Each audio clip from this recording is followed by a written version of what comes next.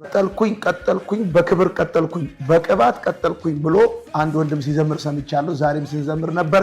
በመልካም ወጣት ደማስቆ 2018 መክፈቻ ፕሮግራም እና የአዲስ ኪዳን ካህናት ቤተክርስቲያን 10ኛ ዓመት የምስረታ ክብረ በዓል ዛሬ በድንቅ ሁኔታ እግዚአብሔርን በማመስገን ምስጋናውን በመናገር ተጀምሯል።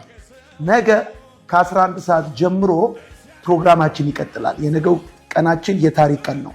የአዲስ ኪዳን ካህናት ቤተክርስቲያን ከተመሰረተችበት ቀን ጀምሮ የመጣንባቸውን ጉዞዎች እንመለከታለን። ነቢይ ዳጊ ከአዳማ እንደዚሁም ደግሞ ይሳኮር ያገለግሉናል። እንጸልያለን። በክብርና በመንፈስ በቅባት ከፍ እንላለን። ከሁሉም አቅጣጫ ለምትመጡ ነፃ የትራንስፖርት አገልግሎት ተዘጋጅቷል። በ10 አቅጣጫ በፍጹም ለመቅረት ምንም አይነት ምክንያትና ሰበብ አይኖራችሁም ማለት ነው። እንዳትቀሩ። ወዳችኋለሁ፣ ጋብዣችኋለሁ። ፕሮግራማችን ዛሬ ጀምሯል። የሚጨርሰው የዛሬ ሳምንት እሑድ ከሰዓት በኋላ ነው። ወዳጅ ዘመዶቼ የሆናችሁ ላለፈው 10 ዓመት ለኔ አገልግሎት ለቤተክርስቲያናችን ፍሬያማነት ስትጸልዩ ስትተጉ የነበራችሁ ሁላችሁ ተጋብዛችኋል። በዚህ ጊዜ የሚገኘው ወዳጅ ብቻ ነው፣ ቤተሰብ ብቻ ነው፣ አጋዥ ብቻ ነው፣ ቀኙን የሰጠ ብቻ ነው። መልካም ጊዜ ይሁንላችሁ። ወዳችኋል። ቀጠልኩኝ በክብር ቀጠልኩኝ